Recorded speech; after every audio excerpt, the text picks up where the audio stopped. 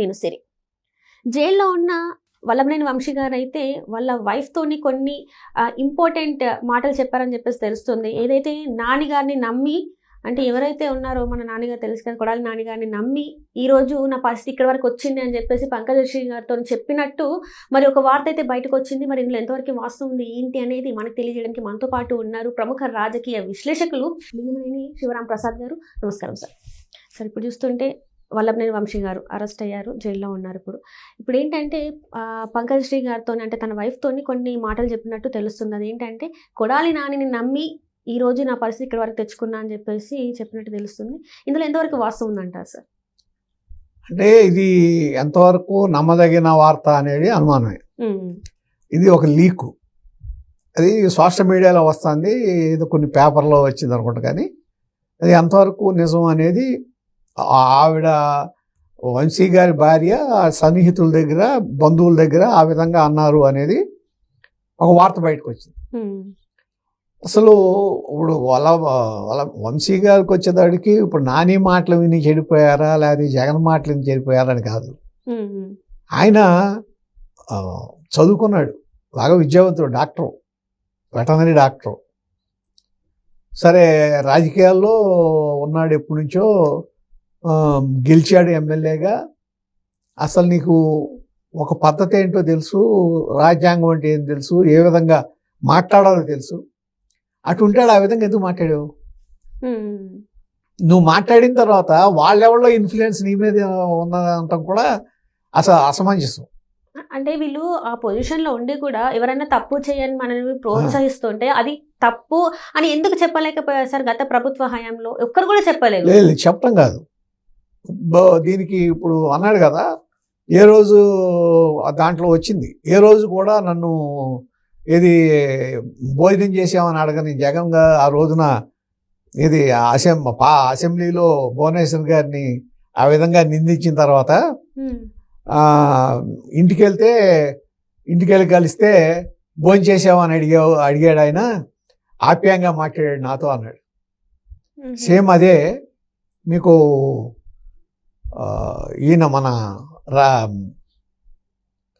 ఈయన ఉన్నాడు కదా, మాజీ మంత్రి రమేష్ గారు, జోగి రమేష్ గారు, ఆయన కూడా చంద్రబాబు గారి ఇంటి మీదకి వెళ్ళినప్పుడు, దాడికి వెళ్ళినప్పుడు సరే అయిపోయింది, గొడవ అయిపోయిన తర్వాత ఈయన జగన్ గారిని అసెంబ్లీలో కలిస్తే, అసెంబ్లీకి ఇక్కడికి వెళ్తే సెక్రటేరియట్లోనూ, నువ్వు నా హృదయాన్ని తాకావు, యు టచ్డ్ మై హార్ట్ అన్నాడు అని.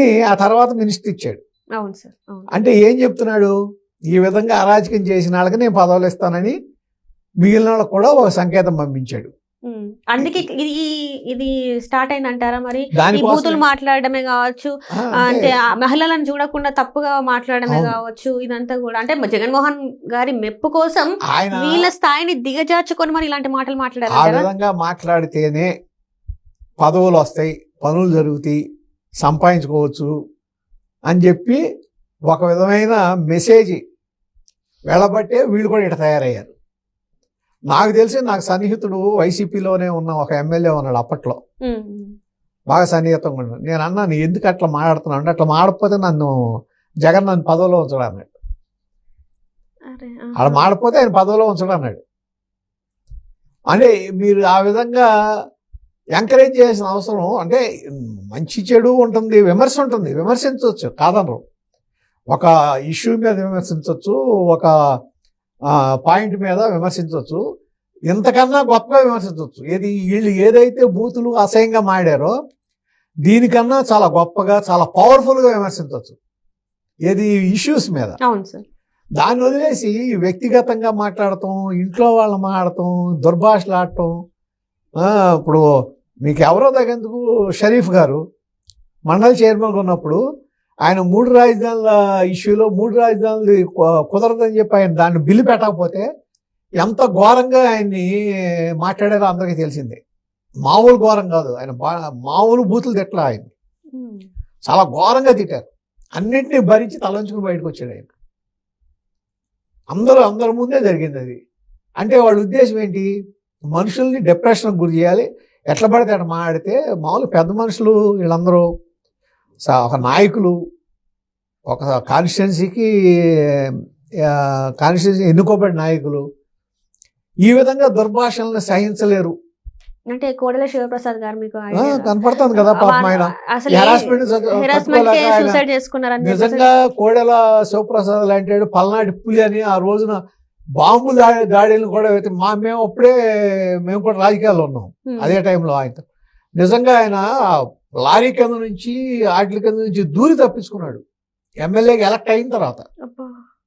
అలాంటి ఒక గుండె ధైర్యం ఉన్న వ్యక్తి, అలాంటివి ఫేస్ చేసిన వ్యక్తి మరి ఈ మాటలను ఎందుకు తట్టుకోలేకపోయారు అసలు? చెప్తాను, ఏజ్ పెరిగింది, ఎక్కడో డిప్రెషన్ గురి అయ్యాడు, ఆయన సూసైడ్ కమిట్ చేశాడు. వీళ్ళ ఉద్దేశం కూడా అదే. భువనేశ్వర్ గారిని అంటంలో కూడా దాంట్లో కూడా ఏంటంటే కొలాప్స్ అయిపోతాడు చంద్రబాబు నాయుడు. ఆయన్ని ఎప్పుడైతే ఈ విధంగా వాళ్ళని ఎప్పుడైతే అన్నామో వీళ్ళు కొలాప్స్ అయిపోతారు, మానసికంగా వీళ్ళు కుంగిపోతారు కుటుంబం, దాని మీద మనం ఇది రాజకీయాన్ని బిల్డ్ చేసుకోవచ్చు అని అనుకున్నారు. అటువంటి అదేం రాజకీయం, అసలు రాజకీయం ఎట్లా అవుతుంది? అది ఫ్యాక్షనిజం అవుతుంది కానీ అది రాజకీయం అవుతుంది కదా. అందుకనే ఇవన్నీ చూసి వీళ్ళ బూతులు, వీళ్ళ మాటలు, వీళ్ళ ప్రవర్తన ఇవన్నీ చూసిన తర్వాతే జనం డిసైడ్ అయ్యి ఇటువంటి వాళ్ళ మనకు నాయకులు, రేపు పొద్దున మనకు కూడా ఇదే పరిస్థితి పడుతుంది. చంద్రబాబు నాయుడు లాంటి అంత పెద్ద, ఇప్పుడు చంద్రబాబు నాయుడు గారు తక్కువవాడు కాదు కదమ్మా. 94 నుంచి ఇవాళ వరకు కూడా క్యాబినెట్ ర్యాంక్లో ఉన్నాడు ఆయన. 94 నుంచి ఇప్పుడు వరకు అంటే 30 ఏళ్ళు క్యాబినెట్ ర్యాంక్లో ఉన్నాడు ఈ రాష్ట్రంలో.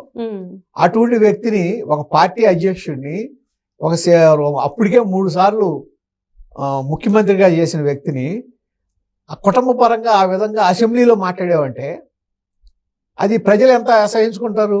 అసహ్యమే మొన్న ఎలక్షన్లో కనపడింది. అసెంబ్లీలో చర్చించకుండా ఇలాంటివన్నీ చేయడం ఎంతవరకు కరెక్ట్? అసలు కరెక్ట్ కాదు, అసలు మాటే రాకూడదు కదా. అది ఎక్స్ప్లెయిన్ చేయాలి కదా, దాంట్లో నుంచి రికార్డ్స్ లో తీసేయాల్సింది, మాట్లాడకూడదు. ఒకవేళ అక్కడ ఉన్న సభ్యులు మాట్లాడినా కూడా పార్టీ అధినేతగా, ముఖ్యమంత్రిగా దీనికి నేను ఒక్క ఉదాహరణ చెప్తానమ్మా. నాయకత్వం అంటే ఎక్కడ ఉండాలంటే పార్టీ అని కాదు. అక్కడ ఎన్టీఆర్ అపోజిషన్ లో ఉన్నప్పుడు విజయభాస్కర్ రెడ్డి గారు ముఖ్యమంత్రి.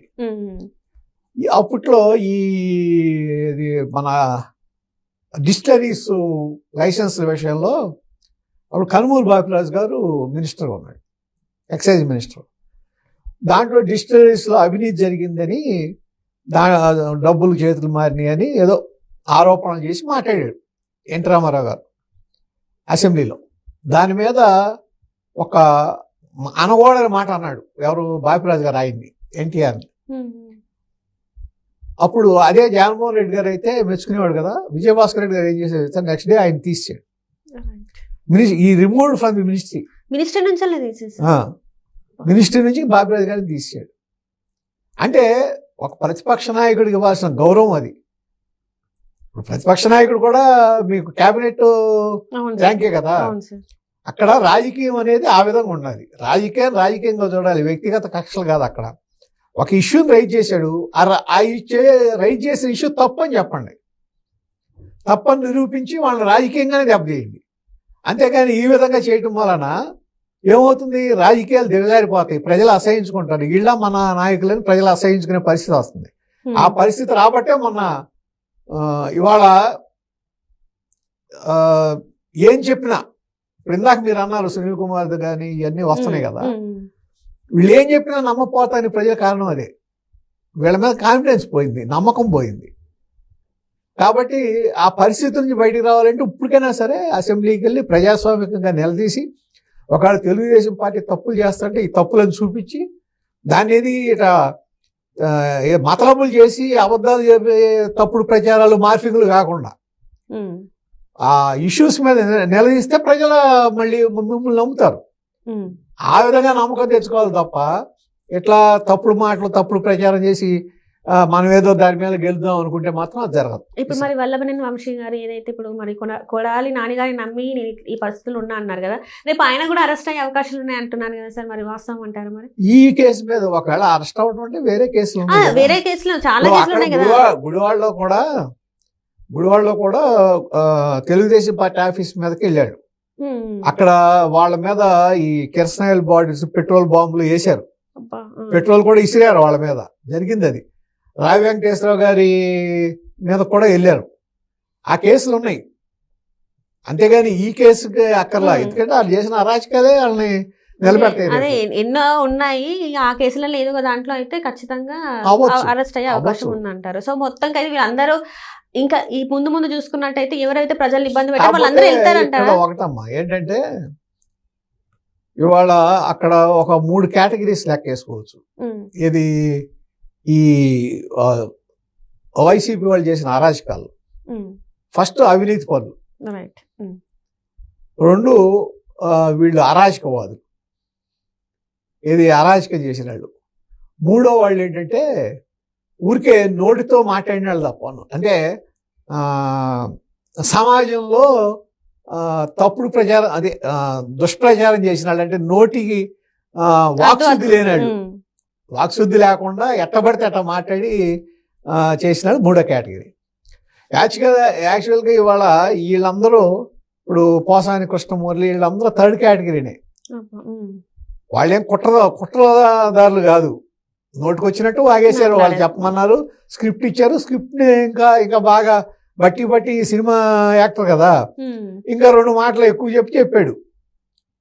డైరెక్ట్గా కొంతమందిని అయితే లైవ్లోనే బూత్లే తిట్టాడు ఆయన. అంటే నన్ను ఎవడో ఏం చేస్తాడు అనే గర్వం, అహంభావం. సరే, అవినీతి పరులు ఉన్నారు. అవినీతి పరుల మీద కూడా పెద్ద ఎక్కువగా యాక్షన్ జరగట్లా.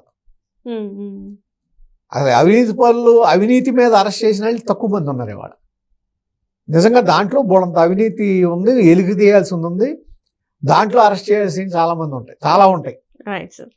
సో వాళ్ళని కూడా అరెస్ట్ చేసే అవకాశం ఉందంటారు. అరాచకవాదులు అంటే పివి సునీల్ కుమారు, మన అంతకుముందు జట్వానీ కేసులో అరెస్ట్ అయిన వాళ్ళు, తర్వాత ఇప్పుడు ఈ వీటి మీదకి ఏది ఆఫీసుల మీదకి దాడి చేసిన వాళ్ళు, వీళ్ళందరూ అరాచకవాదులు. వాళ్ళలో కొద్దిగా జరుగుతుంది, అంతేగాని అవినీతిని బయట పెడతంలో ఇప్పుడు దాని మీద చర్యలు తీసుకుంటే అసలు పెద్ద ఏది వృక్షాలన్నీ బయటకు వస్తాయి, పెద్ద వాళ్ళందరూ బయటకు వస్తారు. దాని మీద కూడా ప్రభుత్వం వెంటనే చర్యలు తీసుకుని చేస్తే అసలు వైసీపీకి మూలాలే కదిలిపోతాయి. Right sir, thank you so much sir.